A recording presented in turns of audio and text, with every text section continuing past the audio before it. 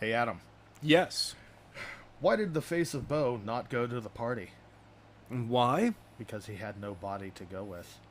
Oh, God. No. No. Planet of the pudding brains.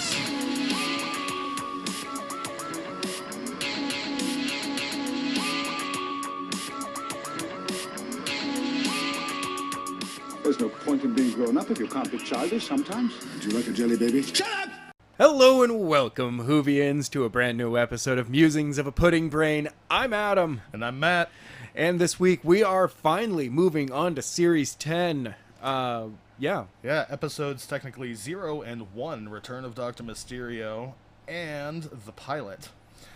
The Return of Dr. Mysterio is technically a continuation of the last Christmas episode, The Husbands of River Song, which was such a heartbreaker at the end. I mean, it was, and then it wasn't, because they got to spend all that time together. Yes. Now we're to the point where that period has obviously come to an end. Yeah. Oddly enough, the start of this this episode is during that last episode. And then when he gets back is after the end of it. Right. So he had a mini adventure in the middle of it. Right. And, trying to deal with the fact that it's going to be the last quote-unquote night he's spending with River.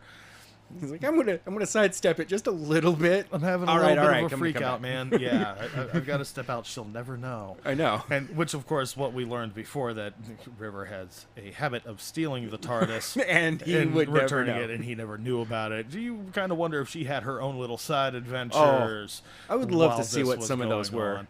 Absolutely, which gives me hope that we will see River again. I certainly hope so.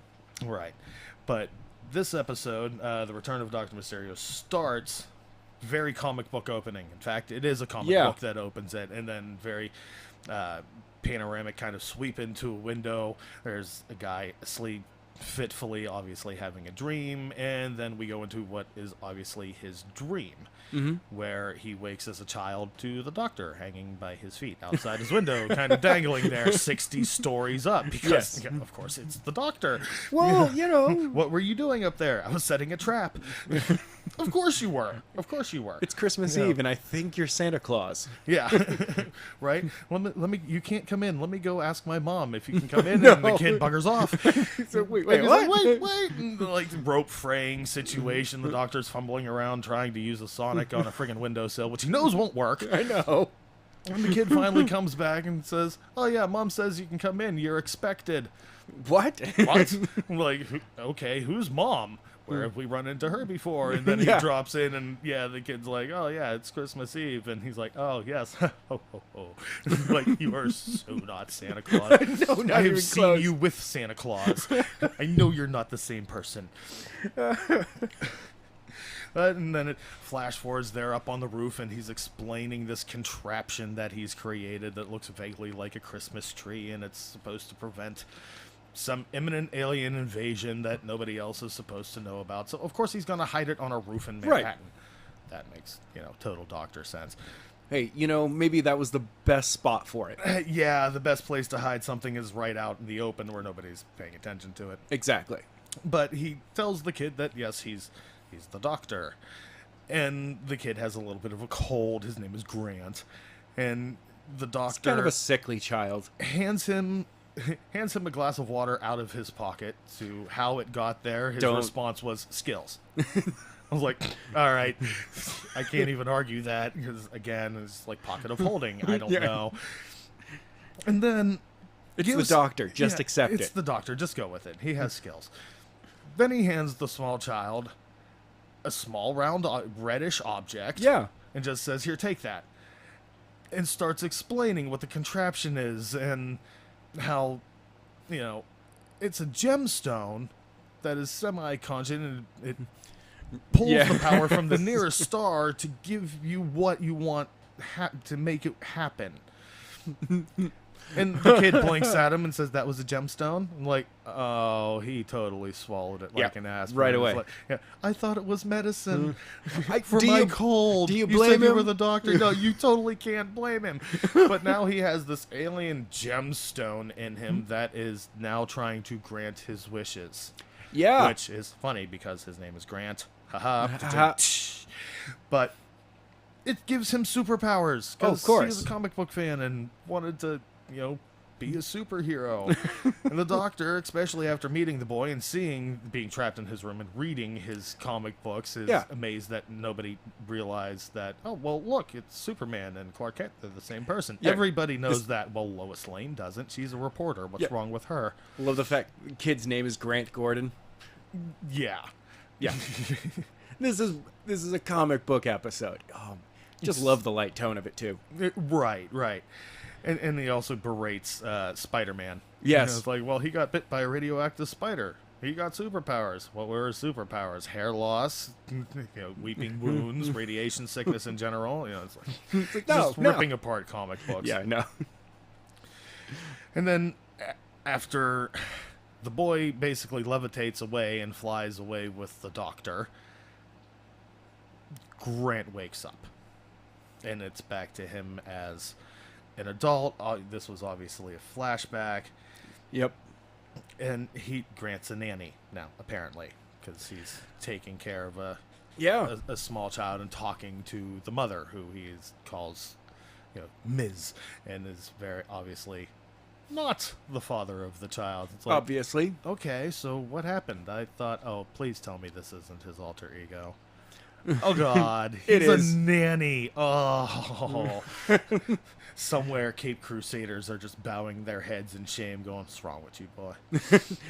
You could have had any job. And then he's like, yeah, but I'm protecting this kid. And they're like, well, yeah, but damn it. Yeah. It's a really honorable job, though. So, what do you do when you're off Cape Crusading? And do you leave the baby alone? I can get back here real quick. Oh, come on. I know. Weak, dude. Weak excuse. Weak excuse. And then after that reveal, we go to a press conference at Harmony Shoal, which appears to be a very influential, high-tech, high-scientific research company who seems to have very shady benefactors. Yeah, one of those clearly a multinational corporation. You're just like, wow, you've got reaches in every place. Yes, just absolutely. You're shady. Yeah, and you keep evading questions about where your money comes from exactly. And yeah, this has mad scientists written all over it. Uh-huh. And of course, there's one nosy reporter who keeps asking all these questions and bringing it up, and the spokesperson does a very good job of evading and doing the corporate doublespeak. Yep. Until Nardal shows up and throws him off his game by asking where the little boy's room is. And then becoming confused because he's told the restroom is down the hall. It's like, I don't need a rest. I need the little boy's room. And by the return of Matt Lucas again, I absolutely love him. It's just so dry. He is such a great quote-unquote straight man. Yeah. And it's like, okay, Nardal's around. Where's the doctor? And what is going on? What is their interest? Definitely something going on. Right. The reporter, Lucy, ends up posing as a janitor and staying after hours, and ends up following the spokesperson, Brock, to the Dr. Sim, meets up with him, and she ends up following them to like a sealed off vaulted room that's filled with brains. Oh, yeah. Because of course, how much more mad scientist can you become without having brains around? And the brains just keep appearing. Nobody's delivering them. There's no record of them showing up. It's just a couple keep appearing at a time. Yep. And that's obviously a curious thing. This is the point where I'm just like, okay, this is creepy. Yeah, it's creepy, and they're aliens. This is obvious at this point. Yeah. Brains just don't show up. This No. is Earth. Brains are kind of a rare resource. They don't just pop up. They don't magically appear on their own. Right. And as these questions are being asked by Brock about, well, where did these come from? It pulls out into the hallway, and Lucy is joined by the doctor eating sushi. I love the fact that he's just hanging out. Yeah, just kind of copping a lean and just like, oh, hey. Even tells her, don't worry, I'm an intruder too. I brought snacks. I thought I might want something. And it's just, wow, dude, just absolutely silly and just like, yeah, no, I'm not a single care given. Nope. No cares at all. It's like, yeah, you know, I was hungry. Sushi? You want some? And as the banter carries on out in the hallway, and Lucy trying to figure out what exactly his deal is, and the brain discussion continues in the other room, where Dr. Sim has Brock tap the glass. Again, sci-fi notes, you work in an evil laboratory, don't tap the glass. Tapping the glass is always a bad idea. No. Especially if the creepy doctor behind you is telling you to do it. This is a setup. But he taps the glass, and the brain has eyeballs. Okay, definitely aliens. This is when you should just be fleeing from the room. Run away.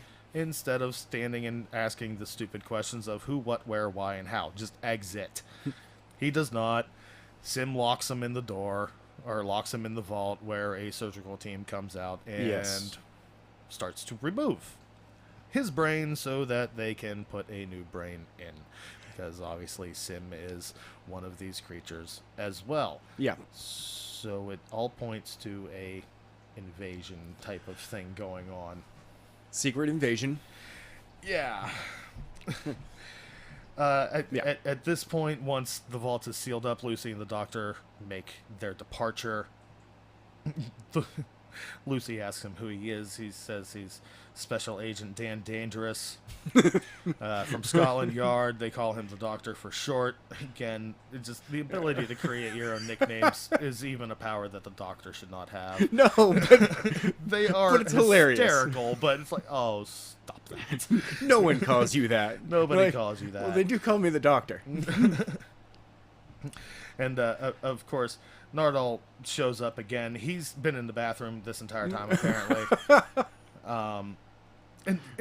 But by the way, how did Nardal get his body back? Last time we saw him, he was literally in the chest cavity of King Hydroflax's robotic body. This question is not answered at the time. It's just, it's the Doctor. Just accept it and move on. He's back. Nardal got a new body, okay? It should be explained. Yeah. Sim catches up to the three of them at this point as they're bantering in the lobby and pulls a gun on them. And after much, villainous monologuing and back and forth with the Doctor, they notice a tapping on the glass. And there's a superhero outside. Just chilling. It's a straight up Superman pose. Yeah. Classic superhero here to save the day. Snaps his fingers, destroys a pane of glass that Sim remarks is Unbreakable. Unbreakable. It could take the blast of a 4 megaton nuclear explosion. Just snaps his fingers his fingers and flies on in. And the superhero is the Ghost. Capital letters, people. Capital letters. Yes.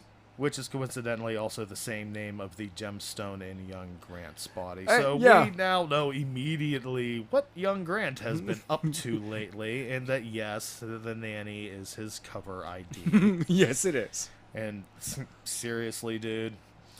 So, hero-villain banter ensues back and forth, typical comic book pandering and posing, and that sort of thing. The Ghost knocks out Sim, and then picks up Lucy, going, doing the Lois Lane and Superman. Oh, I know. Let me save you, and picks her up in his arms and flies off, leaving the Doctor and Nardal, who are both intruders, could technically be villains as well, but just leaves them hanging out. Yeah, I know. Grant, you're a crap superhero. You need to wrap these things up before you just take off with the girl. You get got to get right down to brass tacks, and you're like, you're the bad guy. Who are you two guys? Because I kind of know who she is. At this point, it flips back to Grant and the Doctor on the rooftop, and the Doctor implicitly telling Grant, do not use these powers. The gemstone should pass at some point in time. Yes. You know, you swallowed it, it should pass. But if it doesn't, don't use these powers. They're not meant for this world. Just don't do it, kid. Right. He obviously listened. Of course. Which the Doctor should not, hold against him too much, because the Doctor has a habit of not listening to other people as well. What do you... No.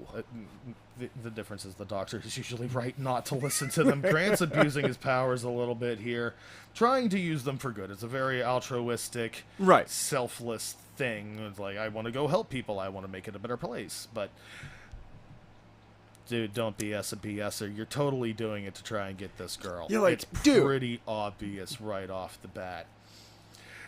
Grant drops her off, and they're having the, who are you? Well, I'm the ghost, and I know who you are, Miss Lucy. I rather enjoy your reporting, blah, blah, blah. Yeah, I know. And then you hear a baby cry, and the ghost looks down and buggers off. It's like, oh, I've got something very important to do. I must go away. Like, was that a baby monitor? Yeah, it is. And yeah, he gets back, and Grant, because Grant's the nanny, so he's using the baby monitor to warn him of when he has to be back because the baby is stirring. And like, yep, dude. Oh, what happens if you get into a brawl or you get captured or something? You're gonna know you have he can get out of baby it somewhere.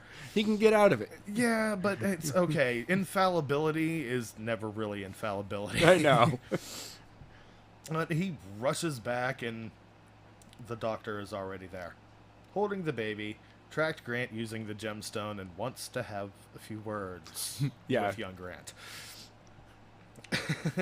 And at this point, it flips back to the Doctor is now checking up on Grant while he's in middle school. Yes. So the Doctor has been keeping tabs on him. It wasn't just, oh yeah, well, we'll check back in on the boy in a little while here. He's been keeping up with him, and Grant apparently is having a very bad time of it in middle school. He's kind of sitting on the floor looking at his feet and refuses to look at the Doctor. And is like, well, look up at me. I can't look at you. I can't look at anybody right now. Why? X-ray vision. Like, ooh. Yeah, I know. Dude. Puberty plus I can't turn it off. Superpowers. Like, that's literally a heaven and hell situation. Everyone's for naked. A young man like that. One, yeah, everybody's naked. It looks like a gladiator school around here. God. And for every one person you might want to see naked, there's 50 other ones, like your old social studies teacher, where you're like, oh no, why? Yeah, so he's not having a good time. No, not at all. As the Doctor's trying to console him on this situation, a young Lucy walks past. Oh. And the Doctor very quickly picks up on the fact that, oh, you kind of like Lucy. She's kind of special. Yeah, okay. So, again, Grant and Lucy have now known each other for a very long time, and he has obviously been holding a crush. Oh, for a long so time. Now we kind of see the geek mind, the beta male mind at work here going, I'm going to be a superhero, and I'm going to save the girl, and she's really going to like me. Yeah. And then it gets a little creepy, because the Doctor won't leave, and the mother of the baby comes home. Yeah. And now Grant has to explain the Doctor's presence in the apartment. And the mother is Lucy. Yeah. Dude. Dude. All right, we're in creepy level factor 5 here at this point. Like, again, understand your intentions, but seriously, you're the nanny of the girl you've been crushing on since middle school. Yep. The baby is obviously not yours. Yep. And as the Doctor is basically telling this to Grant out on the fire escape, pretty much going like, way to go, Tiger. We find out that not only is the baby not his, obviously, but it's his best friend. Yeah. Who she immediately fell in love with, and then he disappeared after the baby was born. Yeah. Now, again, knowing what the gemstone's power is capable of, do we pause to think, did Grant orchestrate this? And how really creepy is this? I never thought of that. How stalkerish is this cat? Now, did it happen on his own? Did the best friend just, dip when the baby was born because he was scared of being a father or whatnot? I'm thinking, I or did really Grant do think it's that. orchestrate it? I'd hate to think that Grant just wished for it. Puts a different spin on the situation, doesn't it? And the crystal was just like, okay, poof. Yeah. Yeah. All right, that's just weird. All right, see, yeah, this is what I'm thinking. I'm this going the more innocent route. The guy just ran off. Fine, I will take the Machiavellian route on this and say that he made it happen. He may not have consciously made it happen, but he made it happen. Okay. Yeah, because it's his best friend. He would have been peeved. I know. Yeah. And hurt and jealous, and the crystal would have just gone, I'll solve the problem. Yeah. Shit. And the guy's like, wait. Oh, you already did it. Did I do that? Oh, crap, I may have done that. Oh, I'm gonna go have a lie down for a moment. Yeah. Really think about things for a bit.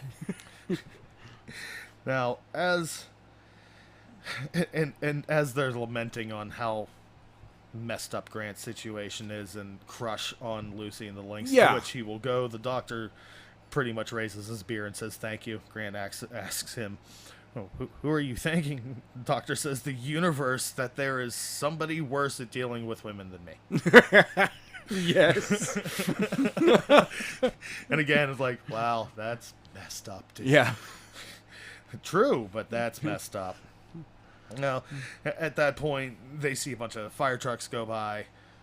Grant flies off to help whatever fire situation is going on. Yep. Lucy drags the doctor inside, basically, and starts, quote-unquote, interviewing him. Yeah. Interrogation is closer to what she does to him, using a squeezy toy to guilt him into telling her the truth. It's really kind of a disturbing little toy. She has power. Yeah. And very intensely starts questioning him about what's going on while he's watching news coverage of the fire over her shoulder. Yeah. And is trying to evade her questions while watching what Grant is up to in the background. It's just very intense, and he pretty much dips and dives around most of the questions, saying like, yes, okay, yes, I am from an agency, and no, I'm not going to tell you who. Yes, I know what's going on. Yes, I maybe know the ghost. Oh crap, I gave up too much. Yes, I know the ghost. Yes, I'm involved with him, but no, I'm not going to tell you. And as this interrogation is going by, we go back to the League of Brains. Which is I like that. What I'm the League of Brains. Yeah, what I'm dubbing the Harmony Shoal complex. It's like the League of Doom, but it's the League of Evil Brains. Brock has now been assimilated. Okay. He is now one of the brains, and he and Sim are trying to figure out how to further their plans, but now that they have footage of the ghost, they have decided that is the ultimate body with which to have. We need to steal his brain, because of course that's what evil brains do. Yes. And they seem to be the same race of aliens as the followers of King Hydroflax that were on the cruise liner. In back in the Husbands of River Song again, with the peeling of the head open to store stuff in there. People, you have pockets. Come on, we have the technology. You really don't have to hide stuff in there. You really get a wallet. Kind of disgusting. Get a holster. Get something. I understand if you're trying to smuggle it through like security. Totally understand. But there's no reason to holster your gun in your cranium. And if that's what you're using as a pocket, where does the brain you put in actually reside in the body? It's in just note of, I don't know, alien anatomy, I guess. Xenomorphic anatomy. But again, questions that you just go, it's the doctor, accept it.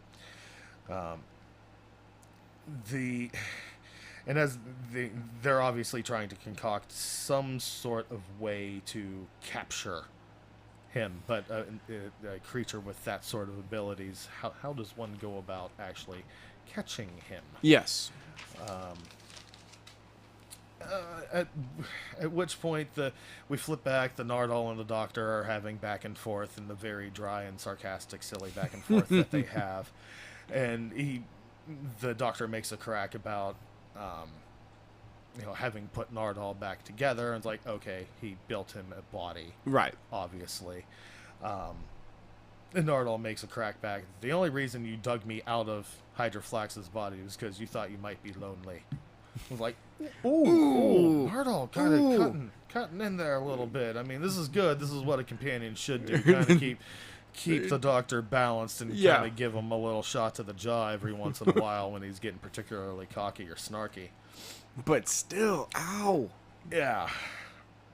In the meanwhile, Grant and Lucy the Ghost and Lucy are having a rooftop picnic interview. Yeah. To which Lucy denies it being anything in particular to Grant. Yeah. Because Grant asks her, where's the red dress? Oh, well, this is just business. She's wearing a very brown kind of I know. business all thing. So she leaves. Grant grabs his beeper, Yep. the baby monitor, and a picnic basket, and goes to the roof and meets her up there. Changes costume. in the ghost attire, and she opens the door and she's in the slinky red dress. I know. And his It's jaw like, about oh. hits the floor. It's like, and we found the weakness. Boobs. Pretty much. Which, let's face it, he's a guy. That's going to be one of our main weaknesses, no matter what superpowers we may or may not have. Yeah, pretty much. And they start having a back and forth conversation, during which Lucy starts getting really defensive about Grant. Yeah. And is sort of confused as to why she's getting defensive about Grant, and why is she up here talking to this masked dingbat, and Grant, of course, is sitting right across the table from her, trying to be like, well, okay, well, what about me? And he's confused because she should like the superhero, not the nanny. What's going on? And she's figuring out, oh my god, I love the nanny. I like the nanny. I think I really love the nanny. And, well, this is going on. The Doctor and Nardole are up to their own little bit. They found something in low orbit. Right. That, of course, let's go investigate. What could go wrong? Of course they... Nobody's there. How do you know nobody's there? Well, all the lights are off. Like, Doctor Logic.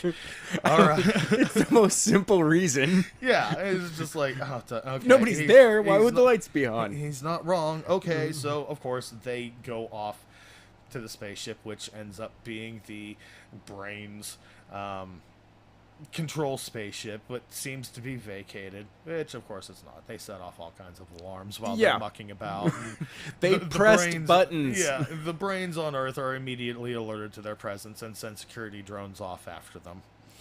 And then there's a flip back to the rooftop, and there's more romantic between the Ghost and Lucy having her epiphany that, oh my god, I really like Grant, and Grant trying to like take his mask off. Yeah, I know.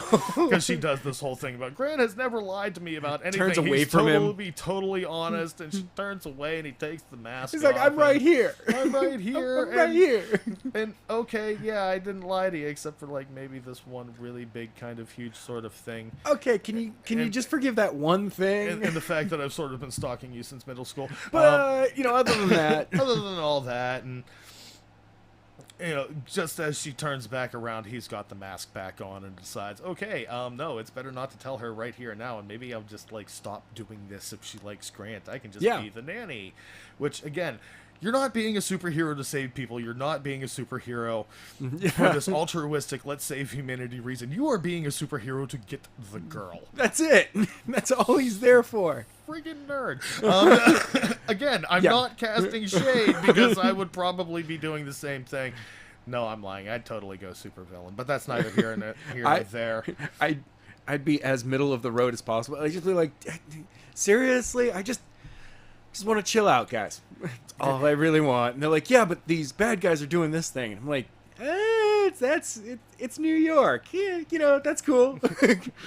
Right, but you got to sort this out on your own, because then you're gonna expect me to do anything. Yeah. I would probably take the fat Jedi stance as well. Just use the superpowers to like get us extra like chips from the friggin' kitchen, or like find the remote control that's hidden in the couch. You just lift the couch. There it is. Okay. No need to worry about traffic anymore. I'll just fly. It's Exactly. cool. How do you show up? I've got skills. I'll use the doctor's excuses. Physics. How does that explain anything? Well, if you were smarter, you would know. Yeah. Don't worry about it. So, again, and then it's back to the doctor and Nardal investigating the ship and having triggered everything. They find the cockpit, and the security drones find them. So they seal themselves in the cockpit, and as they're looking about, they realize that the entire ship has been basically wired to explode. Yes. Which, why would you want to do that? What the hell are they doing? And the brains pop up. A sim pops up on the video screen behind them and starts villain monologuing about, yes, we've beaten you. You're on a bomb. If you touch anything, it will blow up. And then what will you do? This kind of general villainous snark. Yeah. I do enjoy the fact that it purely is a comic book monologue going on. Oh, yeah, it's totally hero-villain banter back and forth, and the Doctor trying to stall for time and use his true superpower of banter to get them to reveal stuff that will they may help not him. want to know, that will let him flip things around on them. He ends up finding out, getting it out of them, that the time wasn't quite right, so they were waiting to blow up the ship at a very specific point for a very specific reason. Yes. And they're going to blow up New York because they have embassies in all the major cities and major capitals. And when this ship blows up and just levels New York, except for the Harmony Shoals building, all the world leaders will panic and go to the one place they know will be able to withstand this sort of blast, and right into the stems. Brains really don't have hands. Yeah. But right into the villainous clutches of the brains from outer space. Yeah. Converting the world's leadership over to their power. Right. Effectively conquering the planet without really having to invade it, and then they can continue to recolonize the planet at their leisure. Yeah. Damn alien brains. Hey, I mean, it's a very smart move. Right. At which point they flip back to the rooftop because you've got to keep the tension going. Oh, of course. And it's Lucy and Grant again, and ends up Grant disappears. Yes. Just flies off for one reason or another. And then as he disappears, the alien strike team shows up and takes Lucy hostage. At which point Grant reappears as the nanny. Yeah. With his baby monitor in hand, as usual, always in the left hand. Always there. So you've got to admire his dedication to being the nanny. I mean, dude takes his job seriously. At which point the aliens take him hostage as well. Flips back to the Doctor, pondering what he's going to do about the exploding ship, and does what nobody expects him to do. Immediately starts smashing buttons and pulling levers and trying to get the ship to auto-destruct. Yes. At which point his plan is, we'll run back to the TARDIS, and we'll get out of here. It'll be fine. It'll blow up. It won't, It'll be in orbit. Won't be any problem. And they open the door, and the security drones are still out there. Whoa, okay. Can't go out that way. So, okay, we can't get back to the TARDIS that way, so what are we going to do? We're going to smash the ship. At a very specific point. And again, this Doctor's catchphrase about, you only have one shot, but one is all you need. So he's got a plan. He's up to something. Yeah, he's got an idea of where to go. But flips back to the rooftop. The aliens want Ghost to come to them and threatens to kill them. And that's when they get a message about, oh my god, the ship's about to crash. You're all gonna die. Everybody at Harmony Shoals, they bunker down the building. The ones on the rooftop just kind of go, because that's all they can really do. And the Doctor is forcing Grant to use his powers to take action because he's aimed the ship right at Grant. At which point, Grant has to make the choice. Okay, in order to save everybody, in order to save Lucy, yes, I have to tell her about this right now. Yeah. And friggin' ends up one-palming the space ship with his right hand. At which point, the Doctor and Nardole climb out, and they go over to the aliens going, ha, see, this is why you'll never win. Look at that. He's not even right-handed. Or he's not even left-handed, it's like, oh, and they did the Princess Bride reference. Oh, dude. So yeah, there's Grant holding the spaceship in one hand, the baby monitor in the other, and he looks at Lucy and says, "Please don't slap me. I think I'm holding a giant bomb." and again, it's just one of those. Listen, I'm not going to say you don't have to be mad at me. Just not right now. Seriously, this is not a good time to be mad at me.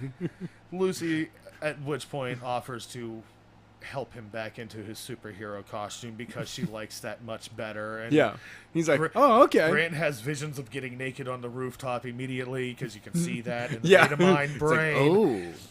And she puts his glasses back on as the Grant. Like, you were the superhero as the nanny. Oh. Kiss ensues. They float off. The Doctor's chastising them for snogging while there's a giant bomb in his hand. No, still has the bomb in his hand. Listen, when you're done, make sure to throw that thing into the sun, all right? Would you please? The alien tells the Doctor at gunpoint, oh, you still haven't won, at which point the Doctor just screwdrivers the gun to basically disintegrating in the alien's hand. Yeah. He's like, no, you're never going to win because, there goes your bomb, and here comes Unit to clean up Harmony Shoal, and yes, you're done anyway, and it flips over to the Harmony Shoal building where the Unit is just cleaning house and taken out, and one of the brains ends up taking over one of the soldiers. Yes. And getting out. So we have to reasonably assume that if one was able to do it, more of them were capable of slipping out. So the brain invasion is still a problem. Still out there. They're still out on Earth mucking about along with all the thousands and thousands of aliens that we don't know about. But for the now, we have the comic book ending. Boy gets the girl. Yes. She doesn't mind that he's been stalking her forever. We're just not going to bring that up. She's kind of into it. Yeah, she's kind of into it. Grant decides to retire the ghost. He doesn't need to be the ghost. And the Doctor tries to make his exit. Lucy again starts asking him about, who he was with for 24 years. And the Doctor, again, doesn't want to answer, and she bugs him again, and he just says, well, all right, things end, that's all. Everything ends, and it's always sad, but everything begins again, too, and that's always happy. Be happy. I'll take care of everything else. Yeah. Just be like, listen, you guys got this. Put away the superhero bit. I'll be back for the gem at some point in time. But just be happy. I've got this. This is my job. Yeah.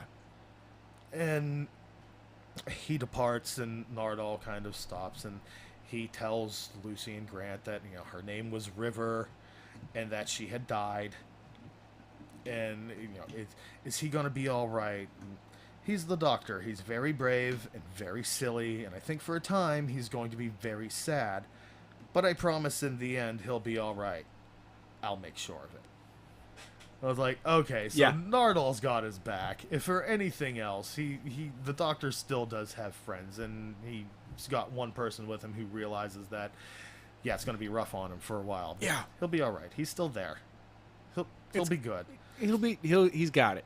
And they end the episode with Lucy looking at Grant and saying, he never even did say who his name is. It said the Doctor. Doctor who? And Grant answers, Dr. Mysterio. which is what Grant called him when he first met him on the rooftop. If you were in a comic book, your name would be Dr. Mysterio. And the Doctor loved that. Like, yes, I'll have that. So that's how that ends. It's a very nice lead-in. You know, Yeah. The Doctor's still having some issues with River. You know, but he's doing his thing. He's coming out of it.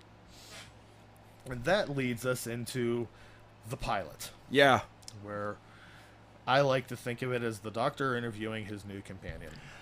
Yeah. Whether he knows he's consciously doing it or not. This is No. totally the Doctor interviewing the companion. And this episode takes place over a long span of time where they compress a lot of scenes together where time jumps a lot. It's pretty much a year-ish. Yeah, somewhere around in there. But it opens up with Bill Potts, young dark-skinned lady, around 20, being led into an office by Nardole, who is creaking like the Tin Man from The Wizard of Oz and drops a bolt. Oh, yeah. And then just kind of Kicks it out of the way. Him. Doop. Just like, yeah, don't worry about it. I just dropped it. Don't pay attention to that. And that's where we realized that when the Doctor said he like put Nardole back together, he meant that literally. He It's put a Nardole back robot together. Body going on Yeah. under there. So like, okay, that kind of answers that question of how the head was extracted and did he get his body back or Not his real body. Not his real body, but it doesn't matter. What's in the head is what's important. Right. But Bill sits down, and it's a very academic-looking office. Yeah. Complete with fireplace, and It's very brown. there's a desk with a coffee mug with a collection of sonic Yeah, I know. screwdrivers in it, and like all of the Doctor's screwdrivers are sitting in there, and 2 pictures of River. It's River and his granddaughter, Suzanne. Right, I'm Susan. sorry. Yes. And it's like, okay, the Doctor's kind of moved in. What is this? What is this going on? And of course, in the background, the guitar rips up, No. scaring the crap out of Bill, who then coughs politely. Which, yeah, you're gonna hear that over guitar I in know. the room, but we'll Whatever. accept it. And the Doctor pops out, and they begin a discussion, pretty much starting with, "Why do you come to my lectures?" Well, everybody does, but you're not a student. Why do you come to my lectures? Well, everybody loves them. You're kind of weird though because you've been here for like 50 years. Yeah. And, you know what? They don't kind of force you to teach anything. You just kind of do whatever you want. Yeah. And what's that over there? It's a police call box. How'd you get it in here? Did you put it together with a kid? And her brain is just everywhere, firing I off know. questions, and it takes her a couple of minutes to even answer why she kept coming to the lectures. Like, well, you're not a student. Why do you keep coming? And she works at the Pure cantina, nervous energy. Yeah, just pure nervous energy, like ADD template. Oh, God, yeah. All day long. Oh, yeah. And she even says, you know, you were going to do a lecture on physics one day, and you ended up talking about poetry. And the Doctor's like, same thing. How are they even remotely the same thing? It's all in the rhyme, but why do you come here? Because most people, whenever they don't understand something, they frown. You smile when you don't understand Yeah, something. I know. Like, oh, you're on the Doctor's radar. Something's going on. This is either going to be really awesome for you, or it's really going to suck. Because that's really the only 2 times where the Doctor shows up. Either something really, really cool is about to happen, or something just catastrophic is about to go down. Kind of a double-edged sword on that one. After a bit of banter and back and forth, the Doctor pretty much tells her that the moment you don't get a first, it stops. Now, for our American listeners, a first in Britain is the equivalent of an A on a test. I had to look that one up. Oh, you did? I did. I didn't catch on to it at first. I'm like, whatever. See, I guess I had watched enough British shows to understand what it was. It just translated immediately for you. But yeah, that's what that means. And again, she's not a student, so she's confused as I was. How am I going to get firsts on stuff? Right, and he basically tells her, don't worry about that. We'll get you in, and I'm going to be your personal tutor. be at my door 6 o'clock every morning. I'm very particular about time. So Yes. he basically just pulls her in, make sure she'll go to the college, which, again, what exactly does the doctor have going on? Who's running the college? How does he have his influence? And He's been there for like 50 years. right, he's been doing this for like 50 years. So is he still like in grieving for River, or what's going on? I don't know. As usually, it's the doctor. We'll just have to let it go, and it'll be filled in if we need to know about it. But he takes her on as his pupil, basically, his Padawan, if you will. And pretty much all we know about Bill so far is now she works in the cantina. She's in her early 20s. She lives with her foster mother, so at some point, Yeah. Her family has died. She gets on well with the foster mother.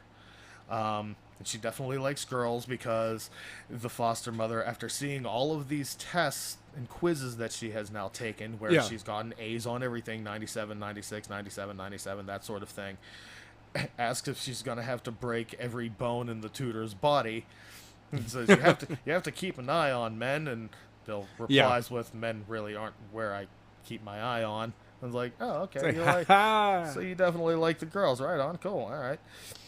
Well, and the story about giving the extra chips to a girl.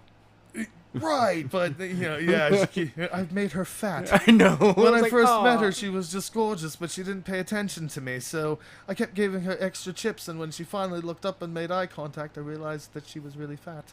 I'm like, wow, okay, fair enough. And then, like, there's a long montage where the doctor is talking about time and how it's laid out, and how if you compressed all the moments of your life into one moment where you laid out like a cityscape, and explaining time and dimension and relative space.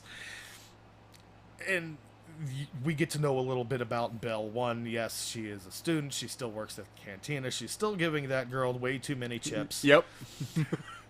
For no apparent reason, For really. no apparent reason other than now that's her thing and she's being nice. Just like, and "Yep, whatever, "There how you go." doing?" Yeah. God. And she having this flash of all of her moments compressed together, and she runs into this girl at the bar that she rather fancies, and it looks like they hit it off a little bit. And the montage is ended by the doctor rattling off TARDIS and saying that it equals life, which you can take a couple of different ways, meaning that your life is what happens in every single moment, and it's the very philosophical, deep, live in the moment, live in the now, you'll never be here again.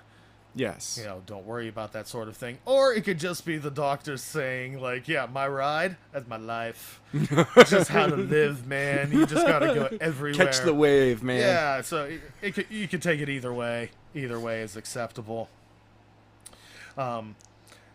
As things go by, Heather is the girl that she runs into. Yes. She obviously keeps running into her here and there, but on the way into class one day, she kind of sees the Doctor and Nardole skulking across the lawn. Which, again, you're out in the open. If you act shady, people are going to assume you're doing something shady. Just carry on about your business like nothing's going on, people. Yeah. It's sneaking 101. Blend in. Right, which is something that the Doctor cannot do. Just not at all. Camouflage is not his thing. Nope. But she ends up following him in past a security locked door, which for some reason opens for her. Yep. And finds that he and Nardole are in front of a vault, checking the locking mechanism and making sure that everything's good with it, nothing's gotten into it. And they hear ruckus behind them, and she's hiding behind the corner because she doesn't want to get caught. And the Doctor asks Nardole, "What did you set the door to?" And he says, "Friends only." So immediately we already know that the Doctor really thinks highly. Yes, he's taking a shine to Bill. Yes, and that she's more than just a pupil to him. Again, just the little hints that, companion application process, step 1. Can you get behind doors? Does the Doctor consider you a quote-unquote friend? Yes.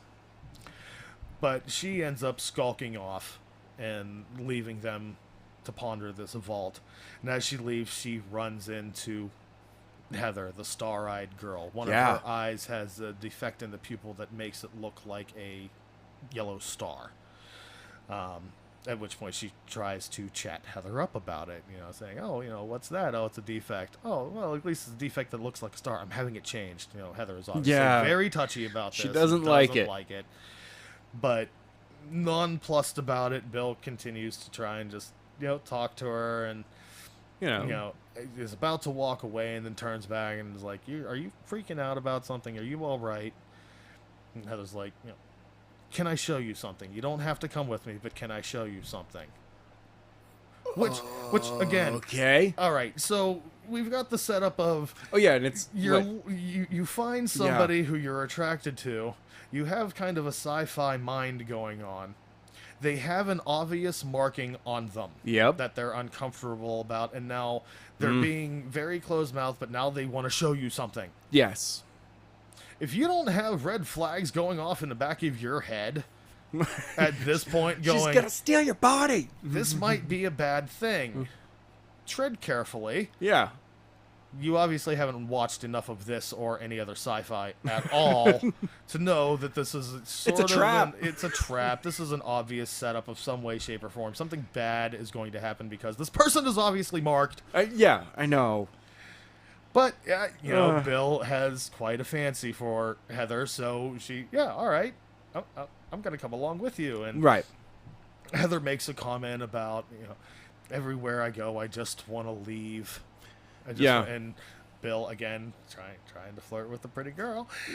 Don't blame you. Can I come too? Yeah. Like, okay. And Heather ends up leading her to this sort of abandoned lot that has a puddle in it. Not an uncommon thing. But Heather is freaked about the puddle. Yeah. It tells her to go look at her reflection in it. And that she's like, Heather is very obviously scared of this. Something's wrong with it. And, Bill just kind of wanders over and is like, oh, yeah, it's my reflection. What of it? Yeah. Well, it hasn't rained in weeks. That puddle has no business being here. Can you see what's wrong with your reflection? No, I don't see. Oh, yeah, that's my face. Something's wrong with it. But what? It doesn't look quite right. And as she looks up to ask more, Heather has disappeared. Heather's gone. Heather's just gone. She disappears. And, Bill goes to talk to the doctor. Yep. And, just what's wrong with you? Oh, I met this girl, and she's kind of weird. And the doctor's rolling his eyes. It's like, of course. You just met this girl, huh? Yeah, but as she's doing that, it flips perspective to the puddle. Yeah. Something is in the puddle watching. Is the puddle a portal? Is the puddle itself sentient? And what the hell does it mean by pilot found link established? It's weird. Did that mean Bill? What's going on? And it flips forward. More time passes. It's now Christmas time. Bill has brought the doctor a rug. And, of course, the doctor being the doctor, having no social graces whatsoever, is like, oh, it's a rug. I didn't get you anything. I'm like, oh, just none. And Bill's just like, oh, don't worry about it. It wasn't very expensive. Like, she obviously put some thought into this, and he's just like, wah, wah. He's like, so yeah, that's a thing, right? Right, yeah, I gotta think about that. And Bill starts talking about her family a little bit, how she was supposed to look like her grandmother, but she died before she was born, and her mother. Yeah, her mother. I'm sorry. Not her grandmother. Not her grandmother. Her mother. And she really, she died at birth and didn't know her at all. That's why she lives with the foster mother. Right. And from there, the doctor kind of looks at his desk and looks at the pictures on his desk. Mm-hmm. And Bill makes a comment about, if somebody's really gone, do pictures actually help? And it leaves that, and then it's back at the foster mother's house and Bill's apartment, and they're exchanging presents, and Again, Bill got a nice scarf for the foster mother and actually like thought about it and got her a gift, and the foster mother just gave her money. I know. I was like, pick something out for yourself. I'm sure you always do, blah, blah, blah. And I hope you didn't spend too much on this. And she's like, nah, this about covers it. And it's like, whatever. There's no present whatsoever. No thought put into it. No, and then, no. Hey, what's this on the table? Oh, it's a box of pictures I found of your mother in a closet I didn't even know we had. And she starts flipping through all of them, and in the background reflection of a mirror in one of the pictures, you can see the doctor taking the picture. Yeah. So the doctor went back in time, met her mother, took a ton of pictures of her, and then gave them to Bill as a present. That is overly sweet. Yeah, that was totally a... Aw, he has a heart. He really does. Either that or he thought he needed to really, really make up for that rug. It really tied the room together. Yeah, but it gets him to trouble later on. I know. Or, and that's another question I had, but we'll get to that point. But yeah, and from that, more time passes on. It's the new school term, so we're going to assume a couple of months have gone by. Or Probably. at least a couple of weeks. I'm not sure how the British college system works. Don't know. In America, we usually get like a month around Christmas time, so figure February. Okay. January, February, somewhere around in there. But Bill comes into the doctor's office and sees the rug on the floor, and the corner of it is under the TARDIS. Now, the doctor has previously bullshitted to her that it took a crane to move the TARDIS in here because it's much heavier than it looks, and he had part of the wall knocked out and the window, and they, he's been there for 50 years. It's entirely possible. They put it back up. But even still, if it's heavy enough that you have to move it with a crane, how did you get the rug under it? Again, now she spotted him in the picture. There's questions about the TARDIS. Is he getting sloppy? Or are these obvious hints to see if she picks up on it, to see if something's going on? Is this part of the interview thing you've got going on? It could be. Yeah, which again, it never comes out and says anything, so we can assume whatever we want.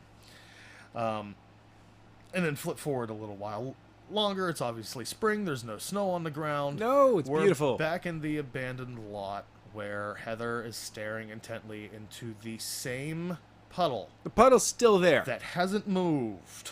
Yeah. Again, why do people not just go, I'm going nowhere near that thing. It creeps me out. Yeah. But she's staring into it. Bill finds her through one side of the gate and says, hey, you still making eyes at that puddle? Obviously, the flirtation is still there. Yeah. I don't blame her. Yeah, not at all. And, it's like, come around. Did you ever figure out what was wrong with your reflection? No. Well, come around and I'll show you. All right, don't go anywhere. You promise? Yeah. I promise. By the time she's banked the corner, Heather is gone. Yeah. Has just disappeared again. It's like, this chick is either really cruel, that's just messed up playing with somebody's emotions, and as Bill frumps off to go console herself with the doctor, the puddle ate the girl. Yes. The puddle ate Heather. Yep. Heather did not disappear. She's now floating in the puddle. Yep. Which, you were warned. You were warned. Evil puddle. You knew it was evil. Something made you not feel right about it. Something was creepy. You had to go keep staring at the puddle. Yes. So on one hand, boo. On the other hand, you kind of get what you deserve. And so Bill goes and finds the doctor and, what's wrong? Well, the girl blew me off again. But she keeps staring at this puddle. But she keeps staring at this puddle, and, it's weird, and it doesn't reflect things correctly, and I don't know what I'm going to do. And as Bill is giving details about the puddle and looking out the window, the doctor is now running across the quad in front of her, and his chair is still spinning. He's just off on a sprint. He's like, whoa, something up. Yeah, so she chases after him and catches up with him at the puddle, which... he didn't know where it was. No, he just went there. Need him? You know what? Need her to lead him there, or is this just the doctor and accept it? Yes. Okay. It's that exactly. Just accept it. But he's now staring into the puddle, and this is where Bill shows her sci-fi mind of saying, yeah, something's wrong with it, but okay, where did she go? Maybe she was possessed. Okay, possessed by what? Yeah. And they start rippling things off, and the doctor figures out, oh, it's not water, and it's not reflecting things, it's mimicking us. Your face, you're perfectly symmetrical. Everything about your face is symmetrical, which is not true in real life. And they not figure entirely. out it's not just the face, but Bill's jacket has a patch on one side that it does not show up. It's on the other side. Because no, it's not there at all, because it makes them completely symmetrical. Oh, yeah. So if it's on one side and not the other, it just removed it from one side to make it symmetrical on both sides. And that's when the doctor goes, oh, yeah, no, it's just an optical illusion. Weird puddle. Here, let's get you on the bus and let's get you, like, is scurrying her away. Like, whatever you are, alien life form, don't eat us. We don't know what you are. Your camouflage isn't broken. We're out. Let's get out of here. At which point it flips back to the puddle's perspective, saying passenger found. Pursuit established. Yeah. And it's like, what you mean pursuit? What's going on here? Or Yeah. Pursuit engaged. And at that point, again, is it after Bill or is it after the doctor? Because they were the ones who were staring into it most recently. Well, we find out very quickly that it was going after Bill, because Bill gets home, back to the apartment, and the water is running. She assumes her stepmother is in the bathroom, starts talking to her. Has a conversation with her. Gets into the kitchen, and her phone rings, and it's the foster mother, who is obviously out with a guy who she's been with before, because there's a little banter about, why would I be with him again? You're using his phone. Yeah, you're using his phone. Right. So there's nobody else here. Why would there be anybody else here? No reason. No reason. Okay. And she goes to investigate the bathroom after hanging up the phone, and of course picks up a friggin' umbrella for a weapon. Now it did have a big pointy spiky on the end of it, but still, it's an umbrella. You were just in the kitchen. Get a knife. She goes in. There's nobody in the bathroom. The tub is wet. Footprints leading into the shower. Opens up the shower. Nobody's in the shower. Yeah. Shower's wet. Okay. And then again, horror movie do's and don'ts. Don't stick your face near the drain. Yeah. That's a no. She looks in the drain, and Heather's eye is looking back out the drain at her. And, that was just creepy. Yeah, and for American fans, anybody who isn't having a Pennywise clown coming out of the drain moment, first of all, you need to watch that movie. Second of all, immediate freak out. Never put your face near the drain. No. I mean, at best, a spider's going to crawl out, and you may pee a little. But nothing good is going to happen from anything coming out of that drain. No, especially after really. you stick your face right next to it. She obviously scampers out the friggin' door, which finally somebody has the correct reaction of not asking questions, not investigating more. She gets out. Just I'm out the door, out the building, down the road. She's running straight for the doctor. First intelligent move anybody's made so far. Gets to the doctor, gets outside on the quad, where she's confronted with Heather. Yeah. Who looks like she just got out of a pool. She is just literally dripping wet. Yeah. Just continuously dripping. And her legs aren't moving. She keeps moving closer, but she's not actually moving any arms and legs. No, not at all. Locomotive muscle movement at all. She just kind of floats over, which again stops stepping closer to the thing that is obviously not human. I realize she's the cute girl you had a thing for, but something in your lizard brain ought to start kicking off by now. You just saw her eyeball in your drain. Something is not right. You should probably disengage and go seek help. But it's the power of lady boners. Oh, God. It's, I get the appeal of wanting to stop for the hot girl. I do. I really, really do. But it's the hot girl. But so many things. Again, she's established her sci-fi mind and knows something is wrong. They know the puddle is not actually water. The doctor has already told her it's not water. He's not sure what it is just yet. Yeah. But she picks up pretty quick, because it's the whole Predator moment. She says something, Heather repeats it back in the same deadpan tone, says something else, and as she gets closer, she realizes that the water dripping off her has not stopped, and says, "You're dead." And the puddle mimics back, you're dead. And then immediately, like, lunges after her, which, again, she shows wisdom and flees. Run away! Immediately. Gets to the doctor's office, slams the door shut, puts a chair up against it. And the doctor's just sitting there like, what's all this about? And what's going on? What's going on? At which point the fluid flows under the door. Yep. Coming right and reforms as Heather. And like, what's that? Well, it's sure as heck not an optical illusion. And the doctor has a moment where he almost reaches out to touch it and then thinks better of it. Yeah. Because he's a smart man. And he's like, ooh, what's this? You know what? No, not that. I'm gonna go. Let's get everyone in the... Let's step into my box right here. Yeah, let's into the get closet. Into the closet. And they get in, and Bill's facing the door, and the doctor's like, oh, don't worry about it. Nothing gets through these doors. Why? Because they're wood. They have a window. What do you mean? Like, I like how she's like really like pressed up against it. Yeah, and like, just trying to see through to where this liquid monster that just came in under the door, not 30 seconds earlier. Why she's trying to keep an eye on where it is, but it's just standing out there, so we can kind of assume maybe she sees its form or figure through the frosted glass. Probably. Something like that. But meanwhile, the doctor's just smiling ear to ear because he's like, I get to do a TARDIS reveal. Just like a kid in a candy store, and flicks on all the lights and is just kind of like standing behind her doing the Vanna White, just like, ta-da! Look at this! And she turns around and is like, oh my god, do you know what this looks like? Like, He's yes, like, yeah. This looks like a kitchen, like a really posh kitchen. And what you're standing in is the marvel of scientific technology on the border of magic and just gushing and just doing this grand reveal, and she just keeps deflating it and derailing it. She's like, yeah, that's great. Totally non-blunt. Like, that's great. Can I use the bathroom? What? Can I use the toilet? Oh, okay. And she starts going down the stairs, and here comes Nardole. Like, oh, human alert. That's a human. Should I evict her? Should I get her out of here? No, she's just passing through. She needs to use the toilet. Oh, right. Might want to give it a minute or two. Right. Like, oh, dude. Wait a minute. You're a robot. What did you just do in the bathroom? I know. It's like, what did you leak oil all over it? You got some transmission fluid I going had to do on a transmission fluid change. Like, I literally love the potty humor, but what did you just do to mess up the club?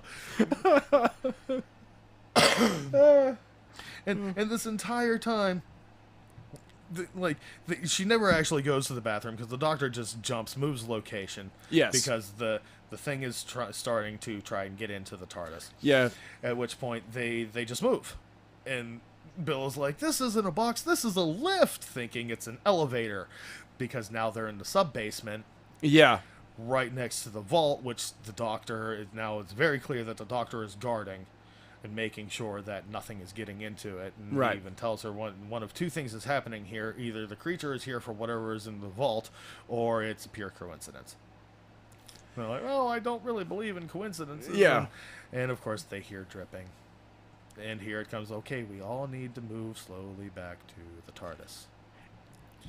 And, but before they hear the dripping, they keep going, okay, so this is taking a lot longer than I think it should. And Nardole agrees with the doctor that something's taking a lot longer. And we assume it's the pursuit of the monster getting down there.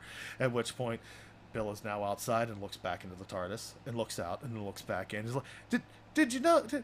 It's a lot bigger in there than it is on the outside. At which point, Nardole's like, oh, we finally got there. They shake hands. Like, that took a long time to finally get to. But which just, again, speaks to how fast Bill's mind is moving. That she's just so, like, all over the place and trying to take everything in. It's like, oh, that's shiny. Oh, that's shiny. Oh, that's shiny. And it's just, like, squirrel. Oh, I just noticed this, too. And then it just catches up with her, like, and this, too. And they're like, oh, okay. Finally, we get the payoff for that joke.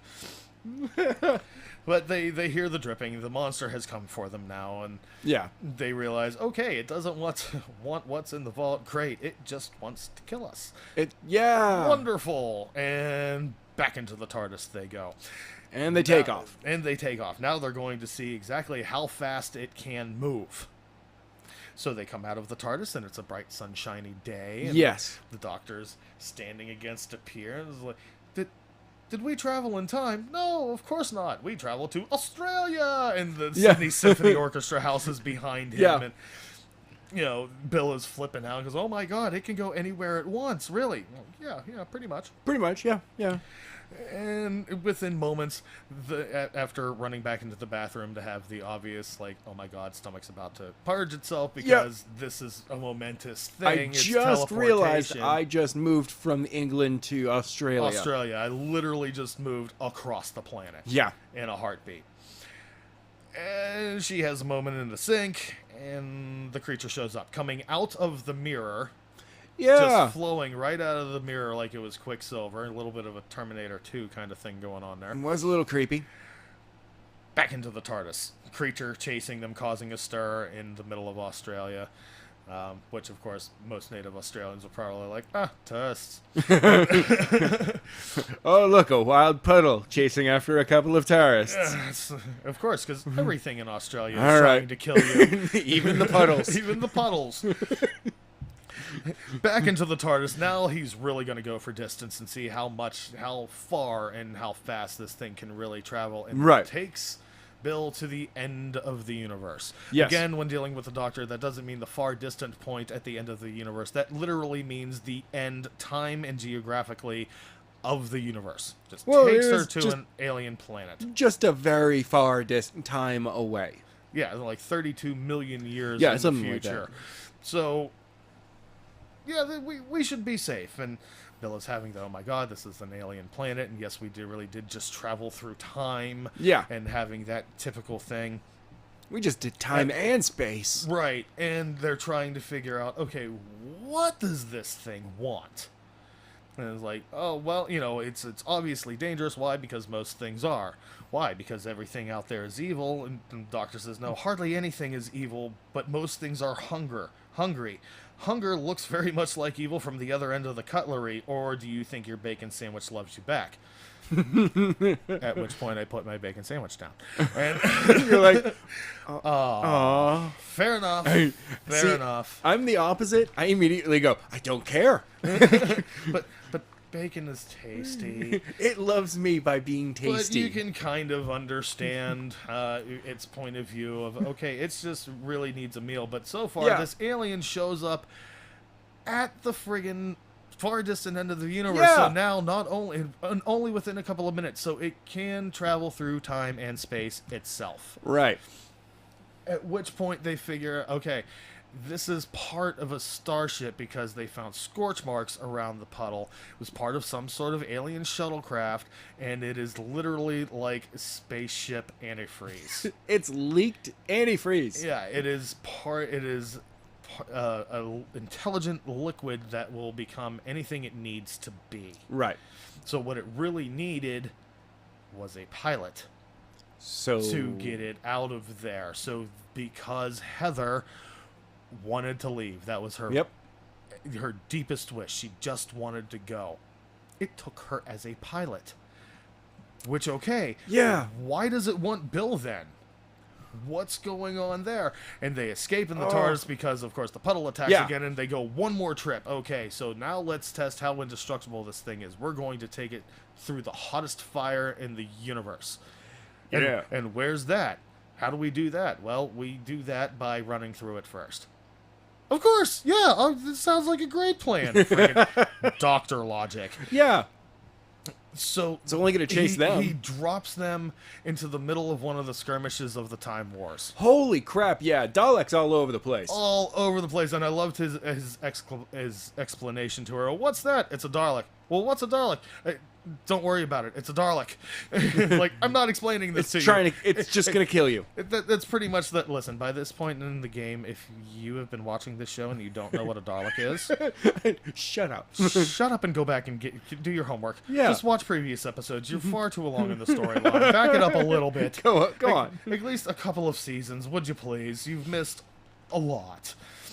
Yes. So of course they're running through, and Nardal is basically given a sonic screwdriver to try and go and do whatever he has to do to quote unquote contain the Daleks or quarantine them. Yeah. So he's just running like a chicken with his head cut off, hitting all these transmitter switches and doing his thing, drawing fire, while Bill and the Doctor find a Dalek. Yes. At which point, of course, the puddle is directly behind them. The Dalek identifies the Doctor by scanning the sonic screwdriver and like, you are an enemy of the Daleks. Yes, I am. Yep. Yes, I am. I'm right here. Of course, exterminate ensues, and a shot is fired. They dodge it. It goes right through the puddle monster. Shoo. Does nothing. At which point, the puddle monster starts mimicking the Dalek. Yes. And again, how powerful this thing is to just wipe things out. It eats the Dalek. Yeah. And after much running around, catches back up with Bill and the Doctor. And they figure out that that is not a Dalek because it kind of slurs and garbles. It's exterminate. And Nardole has done his job of quarantining off this little corridor where none of the rest of the real Daleks will be able to get in and interfere with them. The puddle then reforms as Heather because they see the star in the quote-unquote eye stem of the Dalek. I don't know if you can call it its eye. It's an eye stem. It's optic sensor. We'll go with that. It reforms, and they figure out, oh my god, the reason why it keeps coming after Bill is because Heather's last conscious thought was to not leave without Bill. Yeah. So whenever the puddle assimilated her, that became its prime directive. Yeah. Basically. I'm not leaving without her. And they realize she has to release, quote unquote, Heather, the puddle, from her promise to let it go on its way, but it wants Bill to come with. Yeah. Heather rather liked her as well. The feelings were reciprocated at the time of assimilation. So there's a moment where they reach out, and Bill and Nardole are going to, don't do that, seriously, don't touch the puddle, don't touch. Why do people always have to touch? They touch, and the puddle basically shows Bill the universe in a flash. Yeah. Everything that's out there, everywhere they could go, every possibility, because they can travel. It's just like the TARDIS. It can go anywhere, anytime, any place. Yeah. Whatever, and you can hear the Doctor in the background screaming, don't believe it, anything it's showing you right now is a lure, it's a trap, it's not human anymore, it will take you and you will not be able to come back, you will not come from this. And Bill makes her decision and says goodbye, at which point Heather the puddle also says goodbye. They release each other. The puddle drops and just stays there. Yeah. Which made me nervous because, like, the puddle should leave now. The puddle has no business. It can go on it's just like, hey, I'm going to hang out. Shoo. And the Doctor just like, are you okay? Bill, yeah, I'm fine. And the Doctor off on his way. She's a little disappointed. And Nardole stops like, you don't look fine. Getting very blunt. Yeah, I know. You don't look fine. And, no, I'm okay. Yeah, it's just like the Doctor. Never notices the tears. And then walks on. Bill wipes a tear from under her eye and says, I don't think they were mine. Yeah. Like, oh. I know. Oh, come on. Again with the heartbreak going on here. And then time cuts forward a little bit more, undetermined amount. Okay. But they're sitting, Bill and the Doctor are sitting in his desk. I'm assuming this is right on the heels after they've gotten cleaned up a little bit. Probably. And they're discussing what happened, and the Doctor decides, okay, the TARDIS and everything you're just going to have to forget about that. I don't see how I can. Well, I know how you can, and he obviously intends to wipe her mind. Yes. Do a memory wipe, and Bill catches on very, very fast. She's like, wait, no. Do you not think I know what a mind wipe is when I see one?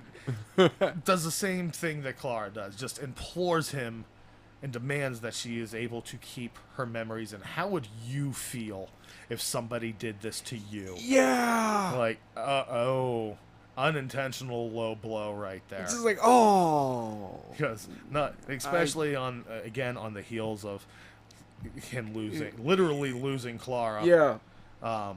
As far as he's concerned, and then everything that's gone on, it's literally a gut punch to him. Like, okay. So he tells her, all right, get out of here. At which point, he kind of starts talking to himself. Not really. He's talking to the pictures in his office, specifically to River and his granddaughter. And I get the feeling that a few of the other pictures in the room are probably companions. Because he says, oh, you shut up. I said I wouldn't do that anymore. Oh, you shut up, too. I made a promise. And he's just yelling at all the people he's staring at. Who, you know, again, he's made some kind of promise. He is in disguise. He has something to do with the vault. Right. Which is why he was going to wipe Bill's memory to begin with, because nobody can know about him. Right. At which point, it flips. Bill is running across the quad. And there's Dr. Disco with the friggin' TARDIS going, you know what? Why don't you come along? Hop in. We can go anywhere and be right back in here in a heartbeat. So he's breaking one of his own rules. He's breaking a promise. We know exactly how bad this is going to be. We don't know yet, but that's where it ends. Bill is obviously his new companion along with Nardal. Yep. And it leaves us on that nice sort of happy ending of, okay, they're off for adventures. But it does leave the questions of, what's with the vault? What is the Doctor hiding? Who is he hiding it from? Why is it important? Nobody knows he's there, and he's obviously been there for 50 years now. Yeah. Which is why he has the guise of the Professor going on. And what promises did he make? Right. That he feels guilty about breaking, because the Doctor has broken a lot of promises, and a lot of times he doesn't feel very guilty about it. No, but what is he feeling guilty of? He's conflicted on this one, right?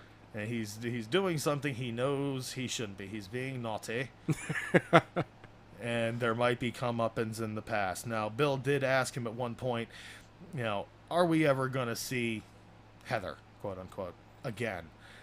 And the Doctor kind of says, well, I don't see why we should. It's a big universe. He doesn't say it, and then when he reappears on the quad and pretty much invites her to come along, says, it's a small universe. We probably run into her. Yeah. So effectively telling her, we'll go look, but we're going to traipse about it. We may run into her. He's not making any promises, but he's giving her a little bit of We could bump into her. Yeah. It's not that big of a universe. And that's where we're left with the new companion for the new season. It's going to be an interesting ride, the dynamic between the very spunky and all over the place Bill, the very stoic, straight man, dry kind of counterpart in Nardal, and the Doctor's general madness and lunacy and silliness. And just seeing how this season plays out and progresses, it's going to be good. It's going to be a fun ride. Yeah, it's going to be. I was very quickly running through the UK viewers in millions for the day it was aired. They did throughout this entire season pretty consistent. Good numbers. Awesome. Good numbers. But yeah, ladies and gentlemen, thank you so much for checking us out this week. Remember to hit the like button. They're supposed to join something. Like, subscribe, follow. Yeah. Oh yeah, follow us on Facebook, Twitter if you want. Links are down in the description. Wow, if I could talk, it'd be wonderful right about now. That's okay. We've had a long session. But yes, leave in the comments if you have any suggestions, since I am a new Whovian. If there's any classic episodes you think I should watch, something canon that you particularly enjoyed, or if you have a really bad Doctor Who joke, share it. Share it with us. We will use it on a podcast at some point. All right, ladies and gentlemen, have a wonderful week. Have fun out there.